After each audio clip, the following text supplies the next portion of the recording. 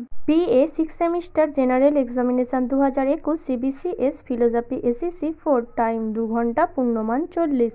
দক্ষিণ প্রান্তস্থ সংখ্যাগুলি পূর্ণমান নির্দেশক। পরীক্ষার্থীদের যথাসম্ভব নিজের ভাষায় উত্তর দিতে হবে। 1. যে কোনো 8টি প্রশ্নের উত্তর দাও যার মান 5 করে। A. পুরুষার্থ হিসাবে মুখ্য সংক্ষিপ্ত ব্যাখ্যা করো। B. নৈতিকতার গুরুত্বপূর্ণ স্বীকার্য হিসাবে স্বাধীন ইচ্ছার বিষয়টি ব্যাখ্যা করো। C. ঋত সম্পর্কে বৈদিক ধারণা ব্যাখ্যা করো। D. নীতিবিদ্যা একটি আদর্শনিষ্ঠ বিজ্ঞান বলতে কী বোঝায়? E. গীতার মতে নিষ্কাম কর্মের সম্ভাবনা সংক্ষেপে ব্যাখ্যা করো। F.